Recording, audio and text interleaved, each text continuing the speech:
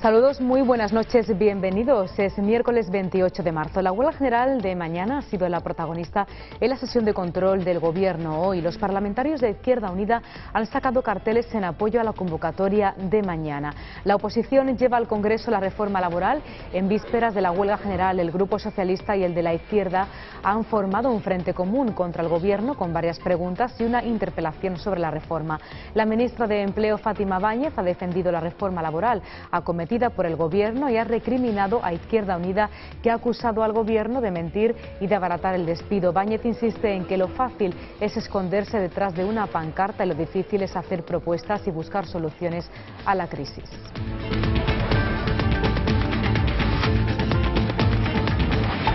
Y desde Seúl, el Ejecutivo de Mariano Rajoy avanza más detalles de las medidas que contendrá el presupuesto general del Estado. El presidente del Gobierno adelanta que no subirá los impuestos al consumo ni reducirá el sueldo de los funcionarios. Sobre la cartera de ministerios, Rajoy ha anunciado que se recortará en torno al 15%. El objetivo del déficit para este año asegura que se cumplirá el 5,3%. Todos los esfuerzos del Gobierno para llegar al 3% para 2013. El Ejecutivo vuelve a apelar a la austeridad y recuerda que el Estado se gastó en 2011 90.000 millones de euros más de lo que ingresó. Será un presupuesto muy austero y así hay que decirlo porque tiene que serlo. El año pasado en España nos gastamos 90.000 millones de euros más que lo que ingresamos, es decir, 15 billones de las antiguas pesetas más de lo que nos ingresamos. Así no podemos salir. En segundo lugar, no hemos subido el IVA, como usted recuerda. Vamos a congelar los sueldos de los funcionarios ya durante mucho tiempo. No podemos bajar ahora los sueldos de los funcionarios después de todo lo que ha ocurrido. Y los partidos en Andalucía siguen moviendo ficha para formar el futuro gobierno de la Junta. El presidente del Partido Popular andaluz, Javier Arenas, tiende la mano al Partido Socialista para crear un partido con las dos principales fuerzas políticas en Andalucía y propone un acuerdo de gobernabilidad a los socialistas. Hoy ha comparecido Antonio Sanz, secretario general del PP andaluz. El PP quiere iniciar una nueva etapa de diálogo, por eso su presidente, Javier Arenas, ha remitido sendas cartas a José Antonio Griñán y Diego Valderas para mostrarles su voluntad de acuerdo. El número 2 de los populares recuerda que no es momento de repartir sillones, sino de sacrificios y sumar esfuerzos. Que es nuestra responsabilidad evitar que Andalucía caiga en programas ultramontanos, en programas del siglo XIX que en nada benefician a Andalucía. Caben políticas comunes, entre ellas blindar las políticas educativas, blindar las políticas sanitarias y blindar las políticas sociales, especialmente lo que representa la dependencia y las prestaciones sociales. Y este fin de semana comienza la Semana Santa. Muchos son los visitantes que tendremos esperando que ayude a nuestra economía. En muchos puntos del país esta semana es muy importante, como es el caso de Andalucía. En otros lugares destaca más por su gastronomía. Los platos más característicos de la Semana de la Pasión, que cuenta cada año con grandes novedades. La creatividad está muy presente en los últimos tiempos y deja atrás los tradicionales huevos de Pascua. Ahora se convierten en huevos de dinosaurio, payasos y en pequeñas joyas recubiertas de fino oro y chocolate, aunque manteniendo el sabor tradicional.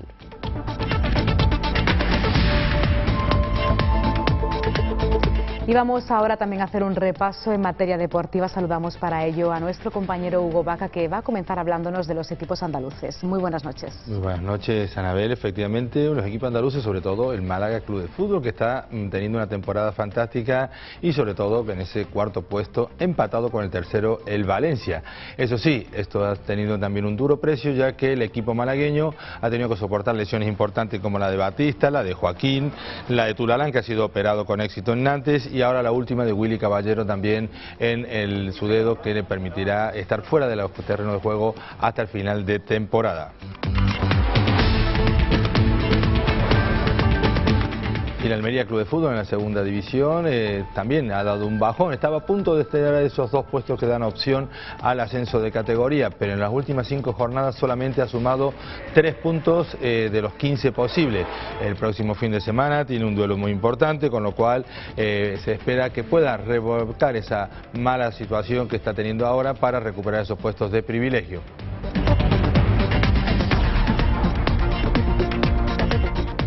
Y el Recreativo de Huelva, que cayó derrotado el pasado fin de semana en su propio estadio, se enfrenta en la próxima jornada al Numancia de Soria. El equipo nubense va a viajar a Los Pajaritos, eso sí, ante el rival que tiene algunos jugadores que ya estuvieron en la disciplina del equipo decano del fútbol español. El partido muestra como trascendente si quiere seguir teniendo aspiraciones para entrar en esos puestos de playoff.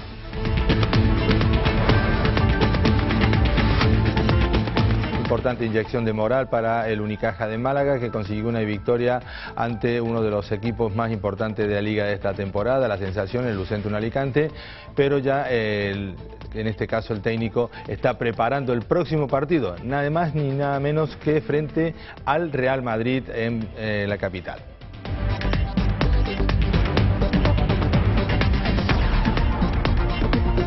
Y ahora hacemos un resumen de otros asuntos de la jornada.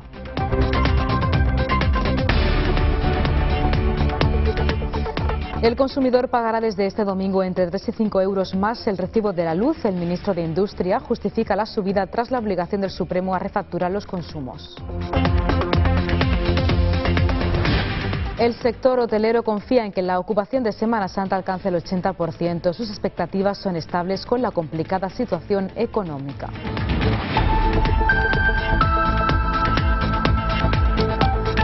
El Supremo confirma que el hotel del Algarrobico, situado en la provincia de Almería, infringe la ley de costas e invade la zona de servidumbre de dominio marítimo terrestre.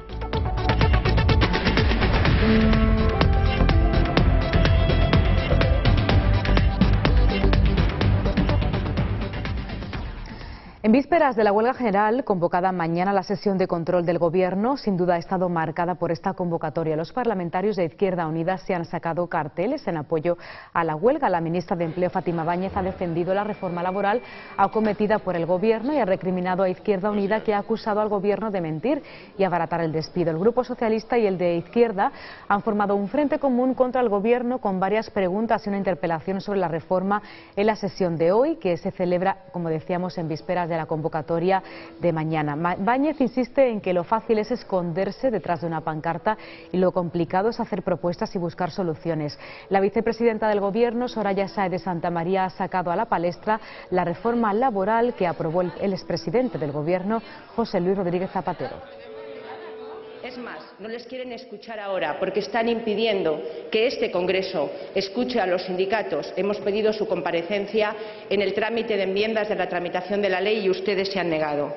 Usted me preguntaba por reforma laboral y diálogo social, y no es la primera vez que se pregunta a un gobierno por reforma laboral y acuerdo social. En 2010 le hicieron esta pregunta al presidente del Gobierno, José Luis Rodríguez Zapatero, y dijo lo siguiente: la reforma se aprobará tanto si hay acuerdo como si no. Y Rajoy se muestra convencido del contenido de dicha reforma laboral. Asegura que en 100 días ha sido el Gobierno que más medidas ha puesto encima de la mesa. En vísperas de la 8ª huelga general de la democracia, los sindicatos llaman a la movilización ciudadana para que se sumen a la convocatoria de mañana. Señala el presidente del Gobierno que no solucionará los problemas reales de España. Lo que sí sería una irresponsabilidad sería no hacer nada por nuestro país. Así lo ha afirmado Rajoy en la Cumbre de Seguridad Nuclear de Seúl. Dice que los sindicatos tienen derecho a la huelga y el Gobierno de gobernar y hacer lo que considera mejor para el interés general de nuestro país. No va a servir para solucionar los problemas de España, pero no vamos a debatir ni a discutir. Sindicatos tienen derecho a convocarla y el Gobierno tiene la obligación de gobernar haciendo aquello que crea que sea mejor para el interés general, y es lo que hemos hecho. Todo está listo para la 8ª huelga general de la democracia. Carteles, pancartas. Los sindicatos han movilizado a sus afiliados para la protesta contra la reforma laboral de Mariano Rajoy. Los responsables de UGT y Comisiones Obreras, Cándido Méndez e Ignacio Fernández Toso, han vuelto a hacer una llamada a los trabajadores para que secunden el paro. También han denunciado coacciones para impedir su seguimiento. Ahora sabemos que ese camino se está desandando. Y, como decía Wolfgang, sabemos que incluso la democracia está en peligro.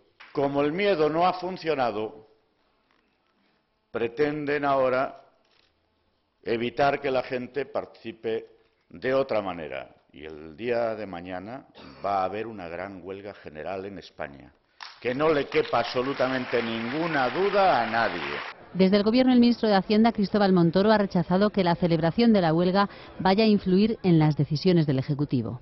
El Gobierno no va a ceder en lo que sería profundizar una crisis tan destructora de puestos de trabajo, de empleo, como desafortunadamente seguimos padeciendo. Apoyos al paro se han visto en el Congreso. Los miembros de Izquierda Unida han enseñado unos carteles con ese motivo. Su diputado Gaspar Llamazares, además, repartía folletos informativos en los pasillos de la Cámara.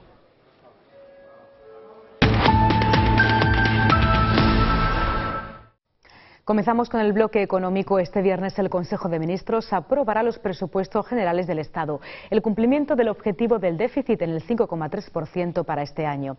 Asegura el presidente del Gobierno, Mariano Rajoy, que obliga a continuar con el programa de reformas y adelanta que no tocará los impuestos al consumo ni bajará el sueldo de los funcionarios. El Ejecutivo ha anunciado que la reforma laboral seguirá sin que condicione la huelga general convocada mañana con el capítulo de reformas. El Gobierno incluye la reducción del gasto de cada ministerio en torno al 15%, medidas que ha avanzado en la cumbre de seguridad nuclear en Seúl. De regreso a Madrid, el presidente del Gobierno tiene por delante 2 días intensos. Rajoy insiste en que los presupuestos serán muy austeros, pero también justos y equitativos. El recorte del gasto por ministerio en los presupuestos generales del Estado será casi del 15%, frente al 12,5% previsto cuando se aprobó el techo de gasto. Así lo ha anunciado Rajoy al concluir la Cumbre Internacional de Seguridad Nuclear en Seúl. El objetivo será cumplir con la cifra de déficit público comprometida con Bruselas del 5,3% del PIB. Será un presupuesto muy austero y así hay que decirlo porque tiene que serlo. El año pasado en España nos gastamos 90.000 millones de euros más que lo que ingresamos, es decir, 15 billones de las antiguas pesetas más de lo que nos ingresamos. Así no podemos salir. Eso sí, Rajoy ha descartado subir el IVA y tocar el sueldo de los funcionarios. En segundo lugar, no hemos subido el IVA, como usted recuerda. Vamos a congelar los sueldos de los funcionarios. Ya durante mucho tiempo no podemos bajar ahora los sueldos de los funcionarios después de todo lo que ha ocurrido. Y recalcó que los presupuestos no incluirán subidas de impuestos que afecten al consumo, porque las reformas que está diseñando el Gobierno buscan relanzar la economía española. Y el ministro de Hacienda matiza y señala que hay que hacer reformas parciales que se incluirán en los grandes impuestos para conseguir, dice, contribuciones más equilibradas y mejor ponderadas entre los agentes económicos. El titular pone como ejemplo una posible reforma de impuestos de sociedades que grava los beneficios de las empresas. Descarta, por tanto, las reformas permanentes. Montoro, además, aboga por poner coto a los tentáculos de la función pública y defiende volver a impulsar las privatizaciones. Considera que para salir de la crisis no es necesario subir más los impuestos y dice que al estar en recesión no se debe actuar sobre ninguna figura fiscal, que lo que haga sea profundizar o empeorar el escenario de crecimiento. No vamos a hacer una política tributaria de carácter permanente en términos de elevación de los grandes impuestos, puesto que ello perjudicaría al crecimiento económico. Sí caben reformas parciales dentro de nuestros grandes impuestos, sí caben, digamos, a contribuciones más equilibradas, mejor ponderadas entre los agentes económicos. Eso es lo que estamos trabajando. Y mientras tanto, más datos, porque el déficit ha seguido subiendo en el mes de febrero y se ha disparado hasta el 2%. El montante asciende ya a más de 20.600 millones de euros. El Ministerio de Hacienda ha restado importancia a estos datos y recuerda que los 2 primeros meses del año no son representativos. 20.668 millones de euros es la última cifra del déficit del Estado. Se refiere a los meses de enero y febrero de este año. En 2011, en el mismo periodo, el saldo fue positivo, 1.900 millones. El principal problema ha sido la caída de la recaudación en más de un 1,3%. Sin embargo, el Ministerio de Hacienda ha restado importancia al dato. Hay que tener en cuenta, dicen, los adelantos de transferencias a comunidades autónomas y a la Seguridad Social, y también que el impacto de la subida del IRPF no se notará hasta marzo. La meta de déficit público pactada con Bruselas para todo el año es del 5,3%. Para cumplir con ese objetivo, el Gobierno anunciará el viernes unos presupuestos muy austeros.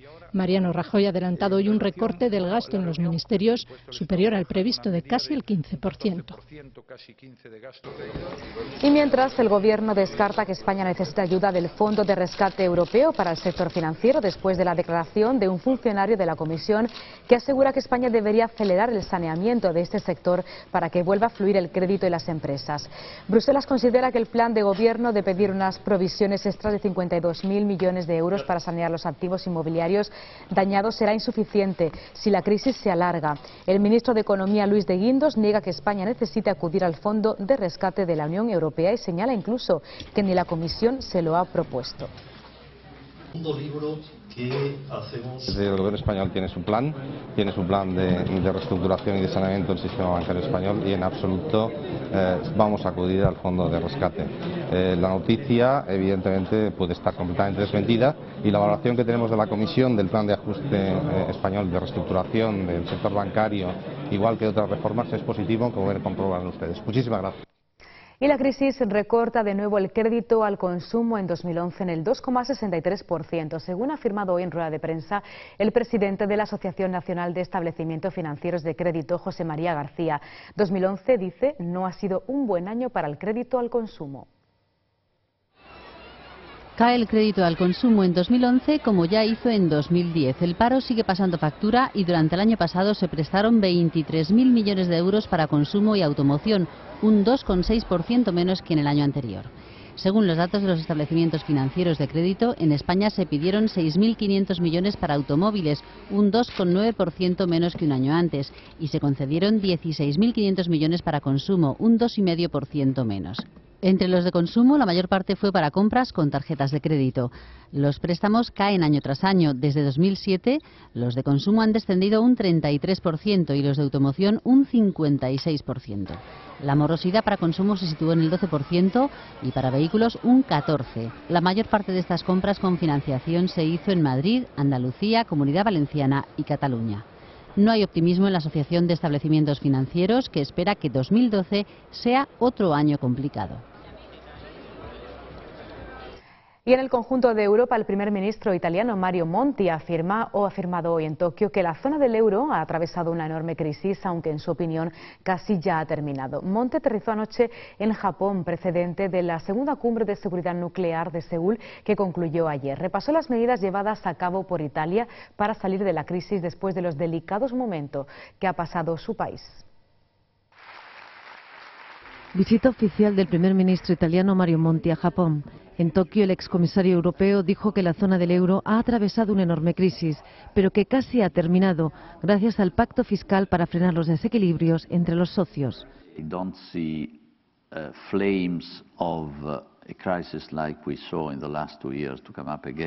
Monti destacó el papel crucial de Japón en el panorama económico global y le instó a retomar su confianza en Italia, un país que se encuentra en un año de transformación en el que espera consolide su situación financiera y ponga los cimientos para un crecimiento mayor. En este sentido, el primer ministro italiano destacó que su gobierno está concentrado en medidas para consolidar los presupuestos, reformar el sistema de pensiones o crear paquetes para liberalizar el mercado.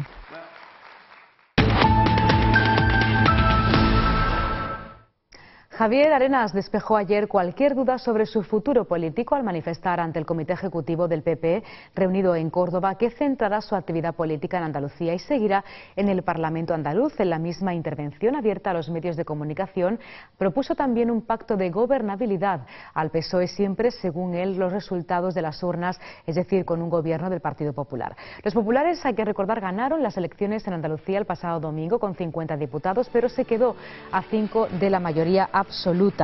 Arenas ha reconocido que un pacto a la extremeña con apoyo de Izquierda Unida al PP es imposible. Valderas, sin embargo, ha dejado claro este aspecto. Arenas se ha tomado un día para reflexionar y ofrecer una propuesta de gobernabilidad al PSOE desde su posición como fuerza más votada por las urnas, es decir, bajo un gobierno de sus siglas. El líder del PP andaluz da a entender que puede haber puntos en común con el PSOE en políticas de austeridad y para llevar a Andalucía por la senda de contención del déficit. Continúan las declaraciones y reacciones postelectorales tras la jornada del día 25. El presidente del PP andaluz, Javier Arenas, ha propuesto acuerdos de gobernabilidad al PSOE respetando el dictamen de las urnas, que sitúa a su partido por primera vez como fuerza más votada en Andalucía tras las elecciones autonómicas del pasado domingo y ha dejado claro que ve imposible pactar con Izquierda Unida. Ha anunciado que seguirá en el Parlamento y en él ha defendido que tenemos la obligación de intentar evitar un gobierno que traiga más crisis y paro, dado que, a su juicio, este momento nos debería exigir a todos poner por encima de cualquier afán a Andalucía y el interés general. El PSOE, por su parte, ha afirmado que prefiere a Izquierda Unida para pactar, pero no se cierra al diálogo con el PP. Mar Moreno ha dicho que tras los resultados de las elecciones en Andalucía, el compromiso del PSOE es apostar por el entendimiento entre las fuerzas progresistas, pero sin excluir del diálogo político y parlamentario al PP andaluz como fuerza más votada. El número 2 de los populares, Antonio Sanz, recuerda que no es momento de repartir sillones, sino de sacrificios, diálogo, aunar voluntades y sumar esfuerzos. Por ello considera necesario alcanzar acuerdos de gobernabilidad con el PSOE. Sanz pide a los socialistas responsabilidad, que sepan evitar los daños que podrían causar las políticas de Izquierda Unida. Que es nuestra responsabilidad evitar que Andalucía caiga en programas ultramontanos, en programas del siglo XIX que en nada benefician a Andalucía. Caben políticas comunes, entre ellas blindar las políticas educativas, blindar las políticas sanitarias y blindar las políticas sociales, especialmente lo que representa la dependencia y las prestaciones sociales. Está convencido de que hay margen para el diálogo y señala al País Vasco como un ejemplo de convivencia de ambos partidos. Preguntado por el caso de los expedientes de regulación de empleo y por el sí de Griñán a una comisión de investigación en el Parlamento, Sanz habla de incoherencia. Que ahora la acepta porque no hay rédito electoral. Mire, lo que sí se demuestra es que lo que no se aceptaba era por miedo electoral. Y ahora es evidente que las acepta por mantener el sillón. Ahora las acepta por mantener el sillón y antes no las aceptaba por miedo electoral. El Partido Popular no va a aceptar que lo que se pretenda desarrollar en el Parlamento de Andalucía sea un mero paripé. Y pide que se haga sin cortapisas, de forma abierta, transparente, con luz y taquígrafos.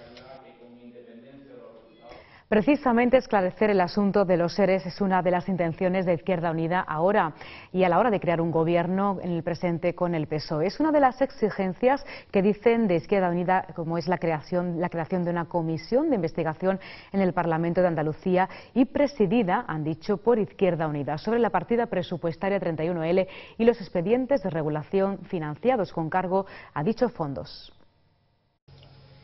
El posible pacto entre Izquierda Unida y Partido Socialista comienza a tambalearse antes incluso de que comiencen las negociaciones.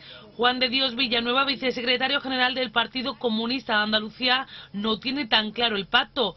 Afirma que una gran parte de la militancia de izquierdas no entendería que la Federación formase un gobierno de coalición con el Partido Socialista para dirigir la Junta tras las elecciones. Manifestaba que Izquierda Unida reclama compromisos en cuanto a la creación de una comisión de investigación en el Parlamento andaluz y presidida por la formación sobre la partida presupuestaria 31L y los expedientes de regulación de empleo. Por su parte, el coordinador general de Izquierda Unida, Julio Anguita, ha recomendado a Izquierda Unida que apoye la investidura de Griñán como presidente si los socialistas acceden a garantizar 3 o 4 propuestas concretas que beneficien a los más humildes y a continuación afirma que pasa la oposición en el Parlamento. Anguita asegura que la Federación de Izquierda, tras haber duplicado su número de escaños, debe poner a los socialistas 3 o 4 condiciones el precio del voto de investidura. Y mientras aún está en el aire y se decide cuál es y cómo será el gobierno andaluz, la realidad es que hay sectores en esta comunidad que no pasan por sus mejores momentos, recordando además que la tasa de paro de Andalucía ronda el 30%. Concretamente nos centramos en la Bahía de Cádiz, donde los trabajadores y sindicatos del sector naval piden medidas urgentes para poder seguir trabajando. El descenso de la actividad desde el año 2008 ha provocado la pérdida de más de 500.000 de puestos de trabajo. El Sindicato de Comisiones Obreras ha exigido esta mañana la adopción de medidas y carga de trabajo urgentes que permitan salvar la delicada situación que sufren los astilleros de la bahía. El secretario de Industria del sindicato, Felipe López, se ha referido al sector naval como un pilar estratégico de nuestra economía y ha denunciado la alarmante deriva que sufre la industria en general, que desde 2008 hasta hoy ha provocado la pérdida de 500.000 de empleos. Por ello, y centrándose en las factorías de Navantia como motores de la bahía, ha reclamado de todas las administraciones y en particular del Gobierno un compromiso firme que garantice el mantenimiento y el futuro de su actividad. Una apuesta decidida que tendría como primera medida la inmediata contratación de los buques de la Armada que quedaron pendientes de cerrar con el anterior Gobierno. Es imprescindible una acción de Gobierno, en una primera fase, en establecer carga de trabajo y cumplir los compromisos que estaban comprometidos en el plan del 2004, y en una segunda fase, ejerciendo de embajador comercial, como hacen otros países, estableciendo acuerdos gobierno a gobierno que permitan que los productos de Navantia puedan ser colocados en armadas de otros países. El representante sindical, que ha abogado por el impulso de las grandes empresas, se ha referido al fracaso de los planes de reindustrialización aplicados en la bahía. Un resultado, ha dicho, que invita a una profunda reflexión y a diseñar un nuevo plan estratégico negociado. Igual lo que hay que hacer es una reconversión real del sector industrial de este país, pero redefiniendo el papel de las empresas. No podemos seguir siendo un país donde el 95% de las empresas son empresas pequeñitas. Eso significa tener un ordenamiento definido del sector, que es lo que hasta ahora no hemos sido capaces de conseguir con ningún gobierno. Y creo que es la única alternativa. Entonces, permitir que se siga cogiendo el dinero y corre, me parece que es tirar el dinero público, efectivamente. Con todo, ha señalado que las reivindicaciones de su sector van más allá de las generales de la reforma laboral, por lo que anuncia que continuarán con medidas de presión hasta conseguir que se atiendan sus demandas.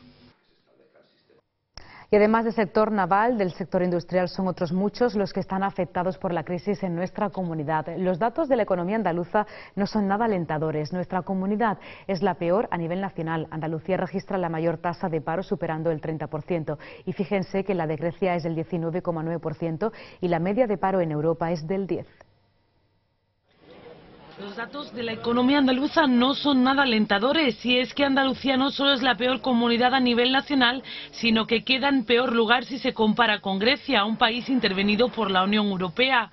La renta per cápita en Andalucía en 2009 se situó en el 79,1%, equivalente a 18.000 euros anuales. En el caso del conjunto de España, la media de la renta per cápita en ese mismo año fue de 24.000 euros. Pero el dato más sorprendente es que Andalucía está peor que Grecia, ya que el país heleno tuvo una renta per cápita anual de 22.000 euros y por tanto superior a los 18.000 euros mencionados de Andalucía. Además, en cuanto a tasa de paro, la región española superó el 31% de la población activa en el último trimestre. En el caso de Grecia, la tasa de paro el año pasado, la última disponible, fue del 19,9% de la población activa, y en enero la Unión Europea la media se quedó en el 10,1%.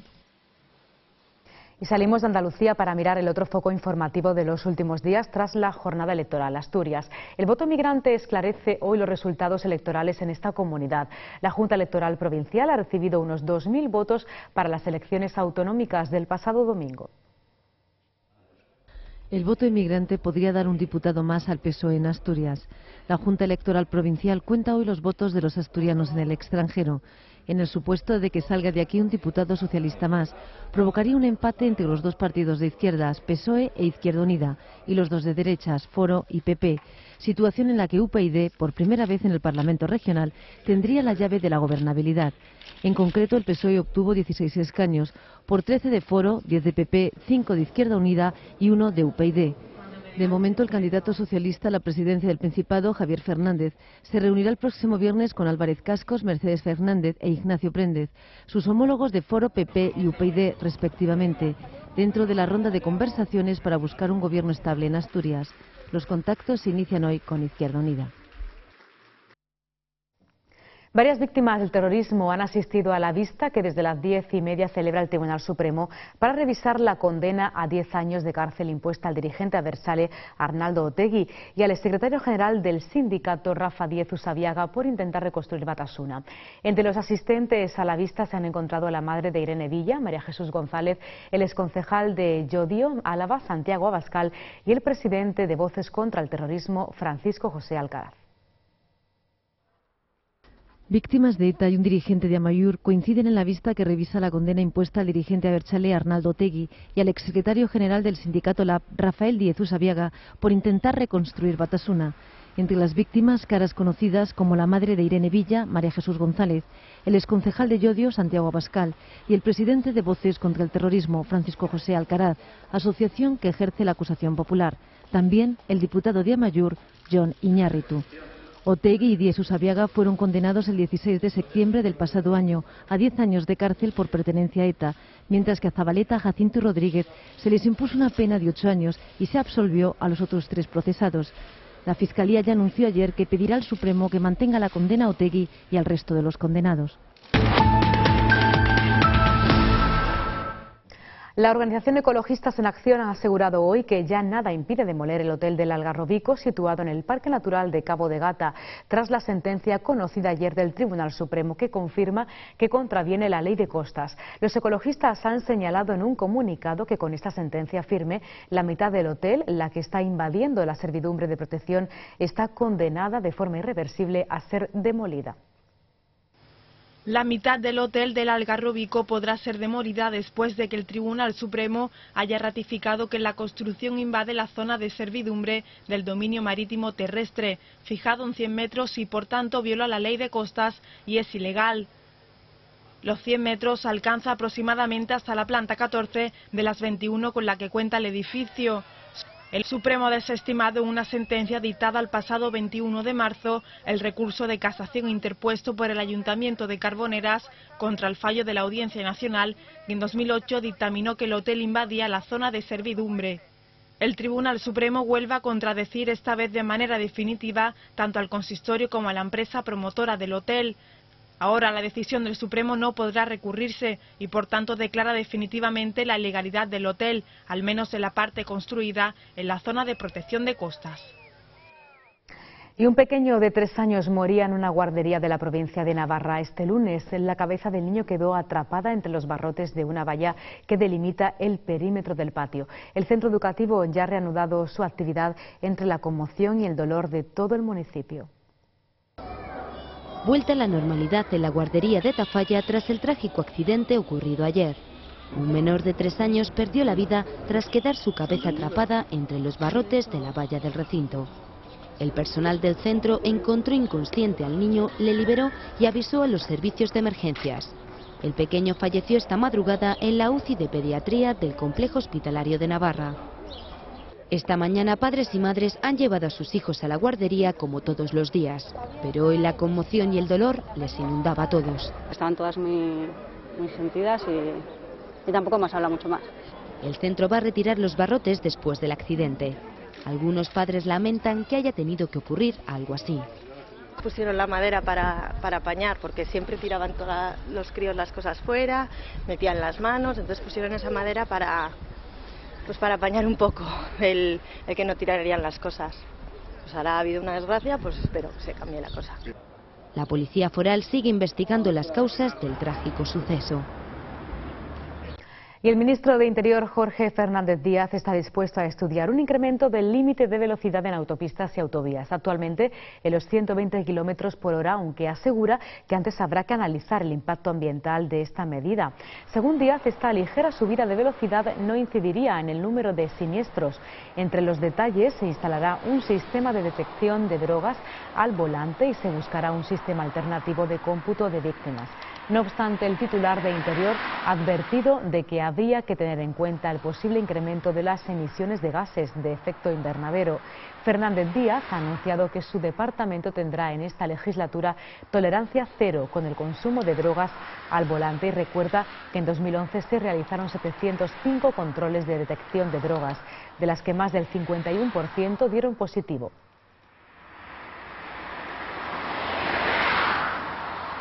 Y la Consellería de Galicia ha activado un protocolo de incendios para sofocar a aquellos que permanecen aún activos. Una primera estimación provisional sitúa la superficie afectada en más de 20 hectáreas. Hay que lamentar la muerte de un trabajador de la brigada que participaba en la extinción de un incendio forestal en la localidad de Fuentefría. Unos 200 soldados de la Unidad Militar de Emergencias han sido desplazados para colaborar en las labores de extinción de incendios en Cantabria y en Castrelo do Val, en Orense, donde ha muerto un miembro de las brigadas contra incendios forestales.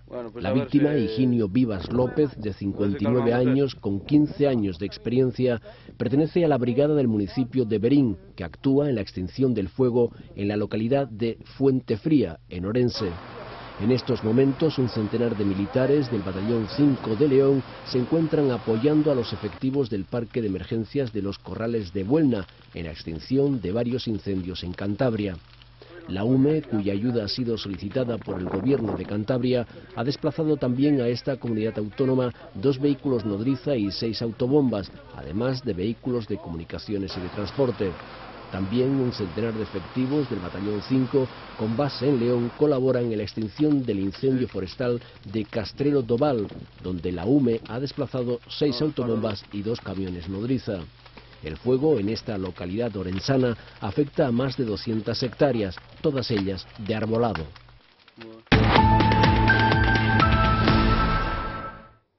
La situación de asfixia económica que viven algunos ayuntamientos puede llegar incluso a afectar a la celebración de la Semana Santa. Concretamente, el Ayuntamiento de La Línea de la Concepción se encuentra en una situación más que difícil, y es que además del impago de algunas nóminas hay que sumar ahora el evidente riesgo de que la Semana Santa linense, una posibilidad de ingreso para el sector hostelero, se celebre sin cofradías en las calles de la localidad.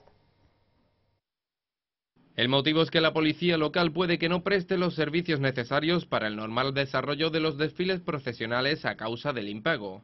Por el momento, más de 30 agentes se encuentran de baja. Además, en los pasillos municipales dan por hecho que en los próximos días las bajas médicas seguirán aumentando, por lo que la plantilla quedará reducida al mínimo. Fuentes del Consejo Local de Hermandades y Cofradías Linenses han confirmado la preocupación existente en los entornos cofrades de la ciudad. Aunque entienden que los trabajadores están al límite y que la ciudad está pagando las consecuencias, quieren tener las máximas garantías a la hora de sacar su patrimonio a la calle. A pesar de estos asuntos, la buena previsión para esta Semana Santa abunda en el sector hotelero y es evidente. Vaticinan un 80% en la ocupación, unos datos similares a los registrados el pasado año. Sus expectativas son estables con la complicada situación económica que vive España. Los hoteleros se muestran optimistas a pesar de lo que se avecina estos días. La huelga general del 29 de marzo y la convocada por los pilotos de Iberia a la vuelta de la Semana Santa. Los turistas extranjeros más esperados son los alemanes, británicos, franceses y rusos. En cuanto a la oferta de plazas, no se perciben grandes cambios en las previsiones de los hoteleros. El 83% de los encuestados creen que se mantendrá igual que en el mismo periodo del año pasado. Y uno de los atractivos añadidos en Semana Santa es su gastronomía típica de estos días. Los platos más característicos de la Semana de la Pasión, que cuenta cada año con grandes novedades. La creatividad está muy presente en los últimos tiempos. Los tradicionales huevos de Pascua se modernizan de mano de maestros reposteros como Paco Torreblanca, Oriol Balaguer y Alejandro Montes, que han presentado sus creaciones para esta festividad. La propuesta de Montes pretende inflamar todavía más la imaginación de los más pequeños, con un nido de huevos de dinosaurio al que no le falta detalle. Y entonces era el concepto, era hacer un póster jurásico lo más realista posible, porque sabemos que los niños, su imaginación es enorme y le podemos sorprender mucho más fácil que una persona adulta. Hicimos unas huellas con un cuño, como si las patillas del dinosaurio están húmedas al nacer del huevo, y salieron por el plato a dar una vuelta. Una huella derecha por aquí, otra por aquí, ¿veis cómo se marcan, cómo están húmedas? Y la izquierda también. Balaguer se ha propuesto seducir a los adultos con su huevo payaso. A base de chocolate negro, el cual lo hemos pintado con chocolate blanco para que dé la sensación del típico payaso, ¿no? Y un poco la línea de casa es el menos es más, ¿no? 4 líneas, que es lo que tiene este huevo, 4 pinceladas, que es la boca, los ojos y la nariz, y el mensaje está claro, con lo cual la presentación es un pastel de frutos rojos y bizcocho de almendra con el huevo de Pascua payaso.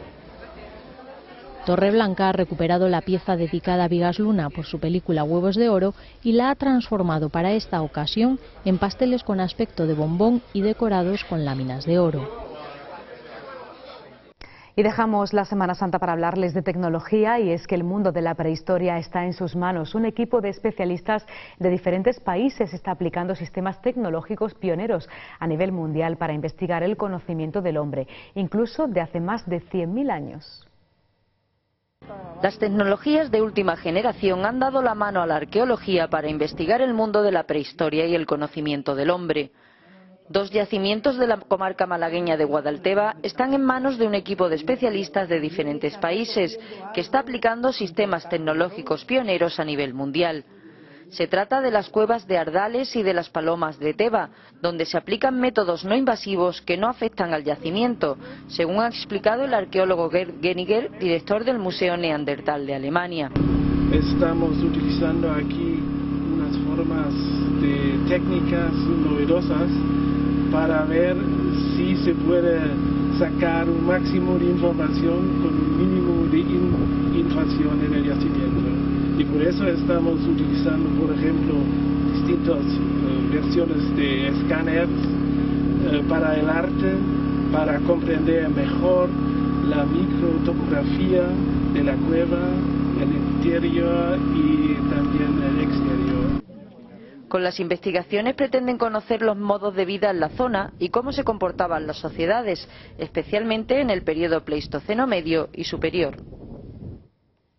Y no nos movemos de la provincia de Málaga porque en Benalmádena se puede disfrutar de especies muy variadas de mariposas. Se trata del mariposario más grande de España, en el que conviven más de 100 variedades diferentes de lepidópteros. Entre ellos destacamos la mariposa conocida como ojo de búho o la llamada alas de cristal. Mariposas de lugares tan variados como América, Asia o África se pueden observar en el mariposario de Benalmádena, en Málaga, el más grande de España y en el que conviven más de 100 especies diversas a lo largo del año.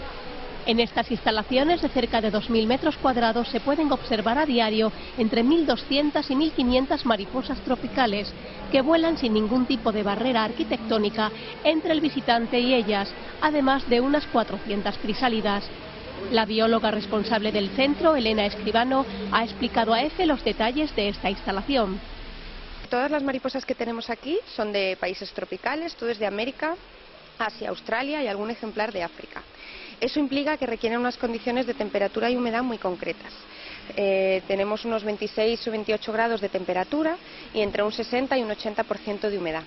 El mariposario está adaptado para que estas condiciones de humedad y temperatura sean así durante todo el año. Es decir, tiene unos sistemas de calefacción y unos sistemas de enfriamiento y un sistema también de pulverización de agua para mantener estas condiciones. Ojo de búho, cabeza de serpiente, morfo azul o mariposa monarca son algunas de las denominaciones de las especies que pueden contemplarse en el mariposario. La delicadeza de estos insectos supone una atención diaria que requiere mantener sus condiciones climatológicas, cuidar de plantas específicas presentes, ya que estas especies se alimentan de su néctar o de fruta algo pasada, además de evitar posibles bacterias y virus con productos naturales.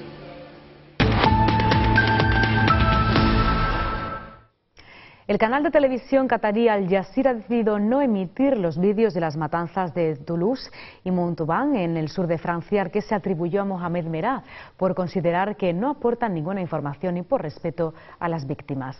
Antes de que el canal comunicara sus intenciones, diversas voces se habían pronunciado en Francia para pedir que las imágenes no se emitieran, empezando por el presidente Nicolas Sarkozy. Merah murió el pasado jueves por disparos de la policía tras un asedio de 32 horas en su vivienda de Toulouse. Y el exdirector gerente del Fondo Monetario Internacional, Dominique Strauss-Kahn, está acusado de proxenetismo en banda organizada a cambio de una fianza de 100.000 euros. Strauss-Kahn quedó en libertad bajo control judicial. Está imputado por su participación en diferentes correrías sexuales organizadas en Francia, Bruselas, París o Washington. Dominique Strauss-Kahn se enfrenta de nuevo a la justicia. El que fuera director gerente del Fondo Monetario Internacional ha sido imputado por proxenetismo en banda organizada. El político socialista francés ha quedado en libertad bajo fianza de 100.000 euros tras declarar ante los jueces instructores en la ciudad de Lille, al norte de Francia. Se le acusa de participar en diversas fiestas y orgías sexuales con prostitutas organizadas por empresarios amigos suyos. Están implicados estos empresarios y algún alto cargo de la policía. Strauss-Kahn y los demás imputados niegan que supieran que las mujeres que estaban allí eran prostitutas, pero ellas han declarado que sabían que su participación era remunerada. Los abogados de DSK han hablado para la prensa y han insistido en que él no lo sabía y que de saberlo sería un comportamiento privado entre adultos.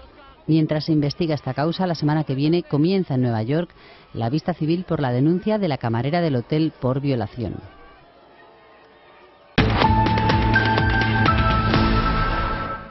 Conocemos ahora la previsión meteorológica.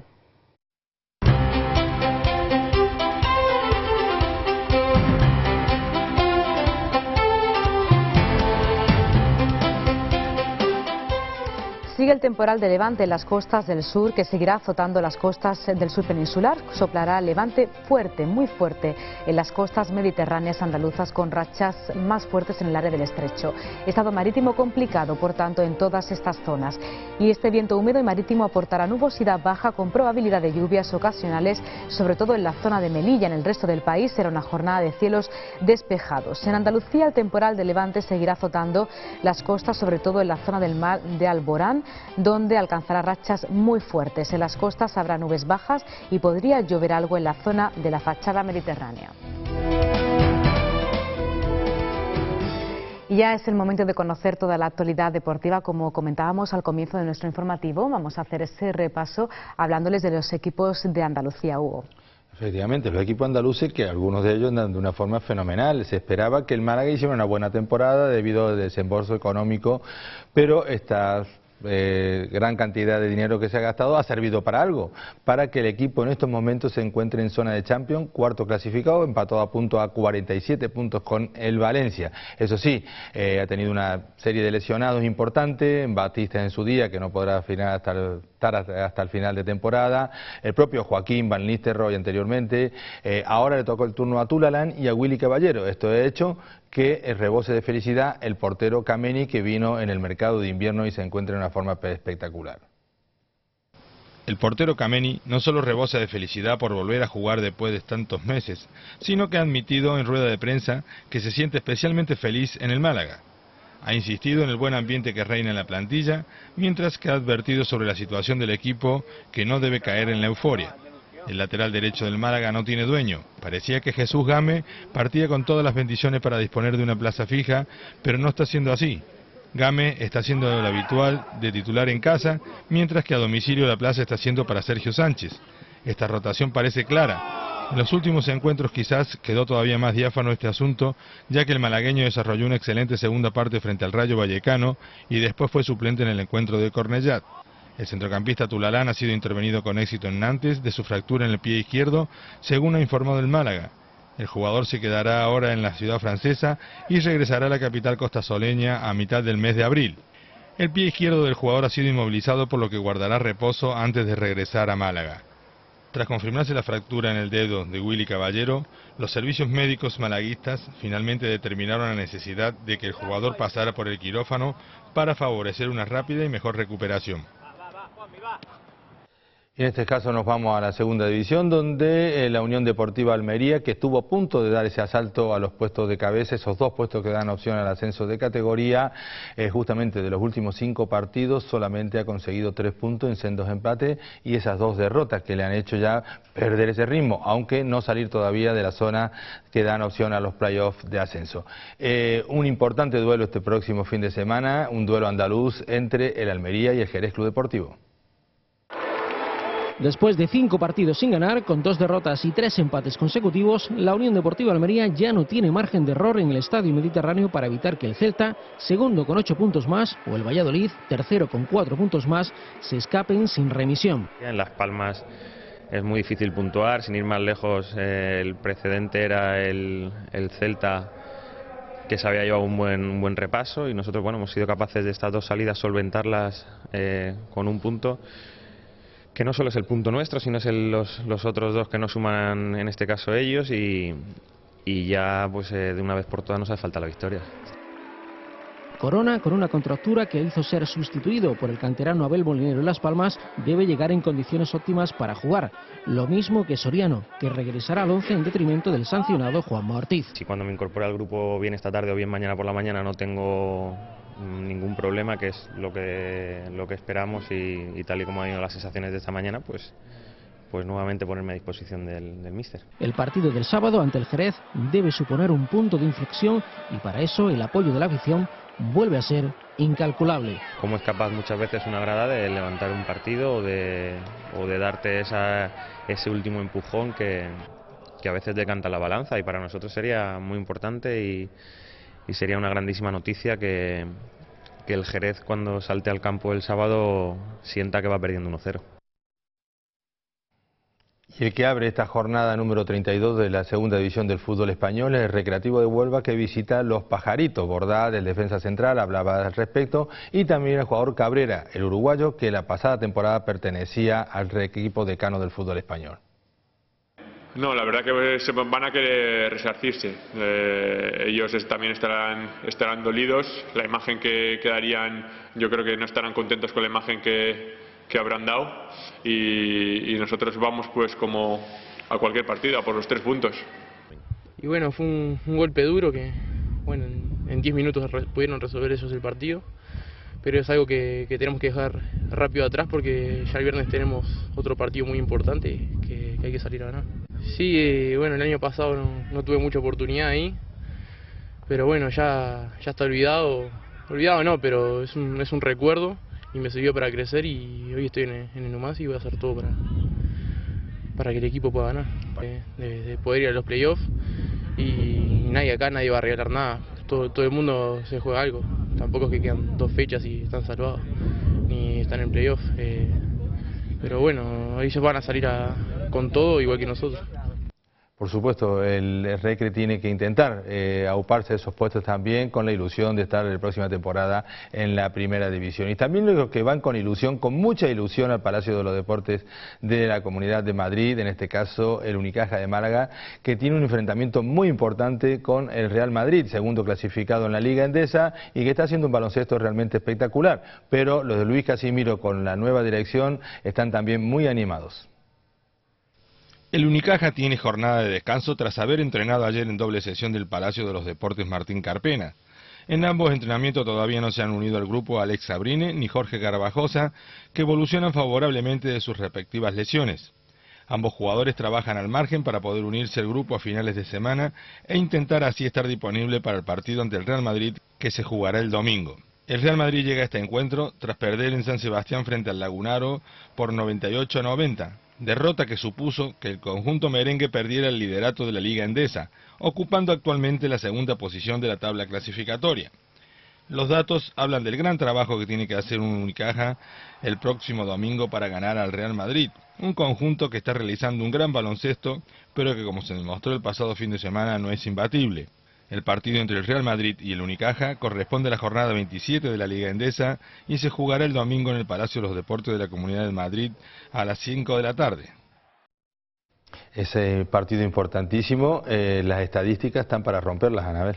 A ver si el lunes ofrecemos esa gran noticia de que nuestro equipo, el andaluz, ha ganado. Por supuesto, después de tanto tiempo. Sí, ya por eso cambió ese signo el pasado fin de semana. Rumbo. Efectivamente. Y les hacemos una invitación porque la sala de Caja Granada de Puerta Real acoge desde hoy más de medio centenar de cuadros de Ramón Gaya en una exposición que llega por vez primera a Andalucía y que abarca todas las épocas del artista murciano, desde las primeras litografías de óleos de los años 20 hasta sus últimas obras. Pintura, verso y prosa, la exposición antológica de Ramón Gaya llega por primera vez a Andalucía. La sala de Caja Granada acoge en esta capital desde hoy más de medio centenar de cuadros del pintor murciano que abarcan todas sus épocas, desde las primeras litografías y óleos de los años 20 hasta sus últimos trabajos. Marisa Oropesa es la comisaria de la exposición.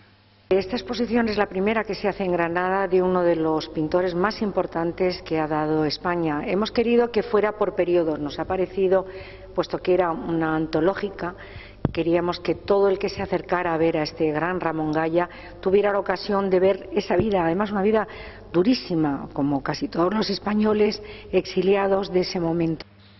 Además de la pintura en la que mezcla el intimismo con una personal relectura de clásicos como Tiziano, Murillo o Velázquez, la exposición incluye fotografías y fragmentos literarios de Gaya que escribió en verso y prosa. Ramón Gaya tuvo contacto con representantes de la generación del 27, como Lorca, Alberti y Cernuda. Exiliado en México tras la Guerra Civil, en los años 50 volvió a Europa y en los 70 a España, donde murió en 2005. Pues hasta aquí ha sido todo por hoy, Hugo. Mañana volvemos como siempre con más información, ¿verdad? Como debe ser. Como debe ser. Hasta aquí todo por hoy. Mañana mucho más a la misma hora. Que descansen.